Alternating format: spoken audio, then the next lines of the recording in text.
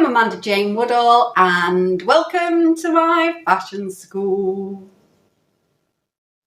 The High Priestess of Punk, a pop star prankster, art school rebellion and musical prowess, and of course the goth father. Ever replicated but never equalled, it's Siouxsie and the Banshees. Susan Ballion and Steve Bailey were British teenagers who had gained some notoriety amongst the Bromley punks. Better known as Siouxsie Sioux and Steve Severin, he was named after a 60s rock song. The pair styled themselves to make a statement, especially Siouxsie with her black star eye makeup, blonde crop, fishnets and transparent clothing. Siouxsie and the Banshees were born on the stage of the 100 Club in London during the punk revolution. With future Pistol Sid Vicious banging on the drums, he accompanied Siouxsie, who screamed her version of the Lord's Prayer, accompanied by fellow anarchists. During this unrehearsed and rather shambolic performance, Siouxsie and Severin realised that they actually really liked performing, so they recruited two artsy new band members, Kenny Morris and John McKay, to complete their musical vision. And Siouxsie and the Banshees was named after Vincent Price's Cry of the Banshees and started their experiments with the supernatural.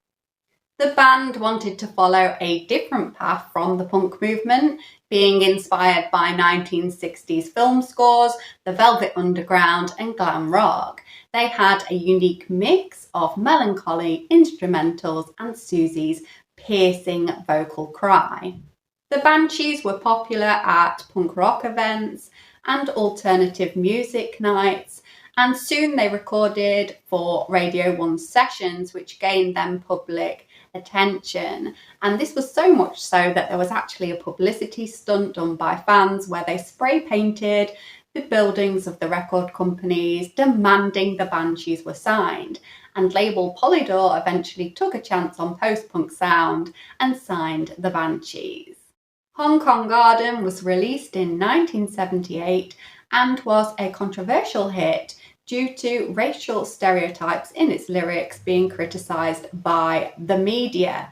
However, it was actually meant to be a commentary and a condemnation of the skinheads of the era who were hassling the local community. And so it reached number 7 in the UK charts, but was left off the album, and the Banshees refused to play it on Top of the Pops. At the same time, Siouxsie also renounced some of the band's early fashion choices, which included wearing a controversial armband. And this was because Siouxsie had wanted to really shock and repel her audience, but she hadn't really meant to cause any personal offence. In 1979, they released their second album, which had a military concept, and it released one single that didn't chart very well. And this is thought to be because there were creative tensions in the band between Siouxsie and Severin and McKay and Morris, who actually ended up abandoning their tour on the third night after a dispute in a record store. And so Siouxsie went on stage to declare war against McKay and Morris, encouraging fans to find them and beat them up with her permission. The Cure, who were supporting the Banshees at the time, stepped up that night to play alongside them, and they performed a distorted version of the Lord's Prayer in tribute to their very first performance. Although the future looked pretty bleak for the band, having just lost their guitarist and their drummer. 1979 was a turnaround for the band after they took a break to regroup after their split. Cure frontman Robert Smith stepped up into the absent guitarist role so the band could finish their UK tour, although they were aware that he wanted to return to his own band and had used the tour as somewhat of a promotional tool. Peter Clark, aka Budgie, was an integral part of the Liverpool punk scene, and he'd moved to London to play with alternative rock band The Splits. He was seen to be a perfect fit fit for the Banshees and was recruited to play the tour alongside Robert Smith. Unfortunately, Siouxsie actually contracted hepatitis from the dirty environment of the punk scene, and so exhausted, the band took a break to write new music and find a permanent guitarist. They found John McGeoch playing for Magazine on MTV, and Severin invited him to play on their new album, and within just 2 days he had routined Happy House with the band. And McGeoch had a very unique bouncy picking style that made really memorable riffs for the album, and he is widely considered to be one of the best musicians of that era. Happy House and Kaleidoscope both broke through into the UK top 20 and were considered commercial successes. Kaleidoscope had been inspired by the Police, but had also drawn on the band's original sound to create something distinctly new wave. And so they had their own subversive tone to their music, created by synthesizers and haunting vocals. The band had survived the punk era and were now at the forefront of a new era, which many people now term as gothic rock. Siouxsie's progressive style was a rejection of the cute, blonde stereotype that the media seemed to be attracted to, but in awe of Siouxsie's style, teenagers ran out to don black clothing and electroshock hairstyles after seeing her on MTV. And Siouxsie, she hated being cloned because she saw herself as an individual, and she hated the association between her and the gothic street style and subculture, although the band had actually inadvertently come to represent this dark art movement alongside Joy Division, Bauhaus and The Cure. The Banshees released their album JuJu in 1981, and it went to number 7 in the UK charts. It cemented their penchant for darkness, political unrest, and the supernatural, with very uncomfortable themes such as oppression in the Middle East and serial killers and Orwellian surveillance. The first single released was Spellbound, and this described the feeling of being possessed, and the video was shot in Burnham Beach's woods, and this is where many Hammer horror films had also been created. JuJu created a niche for the band, which was their ability to bring art and literature and film scores and the feeling of a psychological thriller into the British music scene. The last album that was inspired by this evolution of the Banshees was A Kiss in the Dream House in 1982.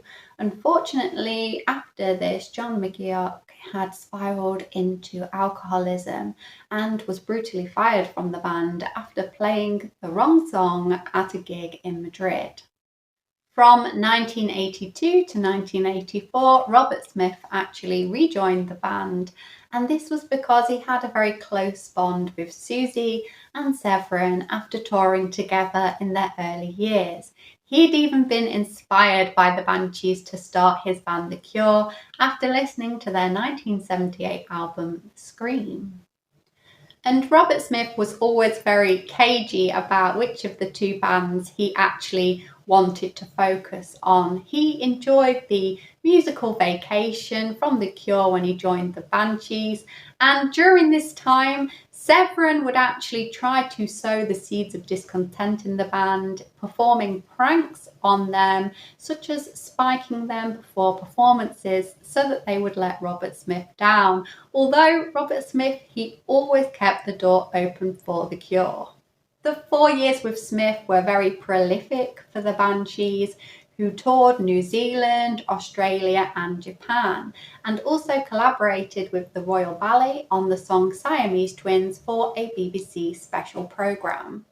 The band became more experimental during these years, and they were inspired by 60s psychedelia, particularly superband The Beatles. They covered their song Dear Prudence from the White Album, and it was a successful hit in the UK.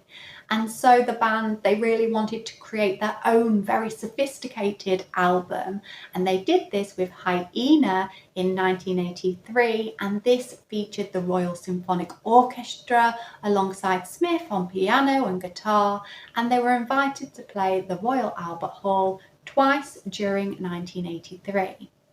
And amid their success, the band also produced successful passion projects, and this included Siouxsie and Budgie forming the band The Creatures and Smith and Severin becoming The Glove. Unfortunately, the band, amid their creative haze, had become very prevalent in their drug use, and Robert Smith was now clearly unwell and exhausted, and so he was forced to stop living this double life, and he quit the Banshees for good. After being abandoned by Robert Smith, the band still went on to have commercial success, and they even hit the top 100 in the Billboard charts with two songs, Peekaboo in 1988 and Kiss Them For Me in 1991. In 1992, they were called upon by Tim Burton to make a song for his new film Batman Returns, although sadly it wasn't actually ever featured on the soundtrack, and they took a permanent hiatus in 1996 after recording their last album, The Rapture. And love blossomed in the Banshees, and during the 90s, Siouxsie Sioux and Budgie actually were married in 1995 and moved to France, and they reignited their passion project, The Creatures, and they went on tour and released an album called Amina Aminus. However, sadly, the relationship ran its course and they split up in 2007, and the pair have both had success individually, both touring and performing to this day with very notable artists in the industry. Steve Severin used his early knowledge of the internet to create an online record label, and to this day he works creatively on music and photography. Kenny Morris is a very prestigious artist and gallerist, and John McKay is an influence in the fashion and jewellery world, and Robert Smith is Robert Smith. A very talented group of misfits, the band were responsible for the insurgence of alternative rock music and are credited as influences by the Smashing Pumpkins, Radiohead and Suede. And Siouxsie Sioux, she brought electric to the once kind of dull female vocalist and inspired Beth Ditto and Courtney Love and Florence and the Machine. Siouxsie and the Banshees continued to be copied, culturally relevant and influential to many to this day, which is any true anarchist's absolute nightmare.